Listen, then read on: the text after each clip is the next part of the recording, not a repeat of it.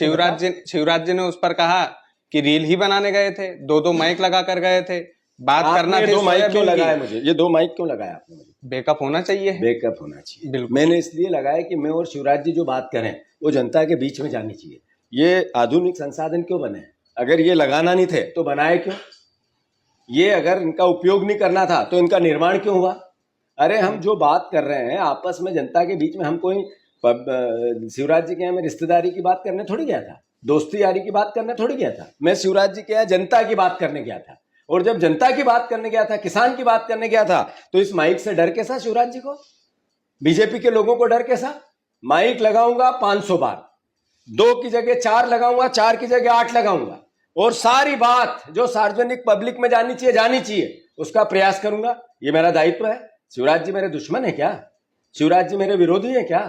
शिवराज जी सत्ता में है इसलिए सवाल करेंगे, और हमारे देश के कृषि मंत्री इसलिए सवाल करेंगे। मैं पाकिस्तान के कृषि मंत्री से सवाल करने नहीं गया, मैं नहीं गया अफगानिस्तान के कृषि मंत्री से सवाल करना है।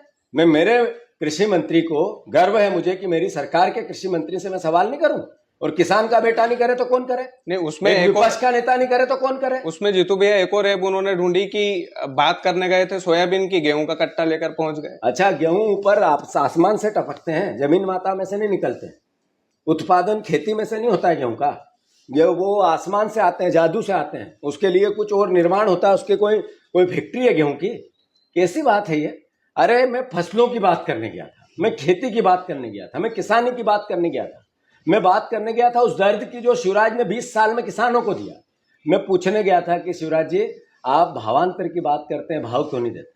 मैं पूछने गया था उनसे कि शिवराज जी आपने 20 साल से किसान के बेटों से झूठ बोला, कृपया करके उनको 20,000 रुपये पर बीघा की सहायता करो। मेरे कृषि मंत्री से आग्रह करने गया, उनके हाथ जोड़ने गया था, उनके पैर छू के उनसे याचना करने गया था। ये मेरा दायित्व है। आप किसानों की इतनी आवाज उठा रहे जीतू भैया, किसान फिर आपको वोट क्यों नहीं देता है? क्या कारण हो सकता है? अच्छा, मेरा किसान परिवार का अगर मुझे वोट नहीं देगा तो उसकी लड़ाई में नहीं लड़ूंगा। मेरा ये दायित्व भूल जाऊंगा, मैं उनसे बदला लूं कि आपने हमें वोट नहीं दिया तो हम आपकी बात नहीं करेंगे। अरे वो वोट दे तो भी मैं किसान का बेटा हूं, वोट नहीं दे तो भी मैं किसान का बेटा हूं।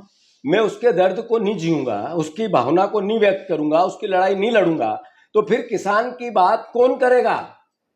कैसे होगी? उसके दर्द को जिएंगे कैसे? मैं केवल वोट की राजनीति के लिए ही किसान की बात करूं? कांग्रेस पार्टी वो पार्टी जिसने किसान की हमेशा से हर वक्त हर परिस्थिति में सहायता की। देश की आजादी से आज तक किसान को संबल बनाने के लिए हर प्रयास जो संभव थे वो किए। हम थे जिन्होंने 2 लाख रुपए तक का कृषि का ऋण कमलनाथ जी ने माफ किया। उन्होंने ही जिस तरीके से अलग अलग समय पे जब ओला पाला पड़ा बिना सर्वे कराए मुआवजा दिया। दिग्विजय सिंह जी ने किसानों के लिए अपनी सरकार में कई आयाम, हमारी 72,000 करोड़ रुपया एक मुश्त पूरे देश के कांग्रेस पार्टी ने, मनमोहन सिंह जी ने माफ किया। हम भूमि अधिग्रहण अधिनियम लेके आए, हम एमएसपी की बात करते हैं। आज भी मैं चिल्ला के 3,000 की लड़ाई हमने विधानसभा में लड़ी, जिससे 2700 का सरकार को मजबूर होना पड़ा, और अभी हमारी सरकार आएगी तो मैं मानता हूं कांग्रेस पार्टी को अगर किसान परिवार के लोग साथ देंगे तो ये अगली सरकार कांग्रेस की सरकार सिर्फ किसान की सरकार, ये मैं वचन देना चाहता हूं आपके माध्यम से।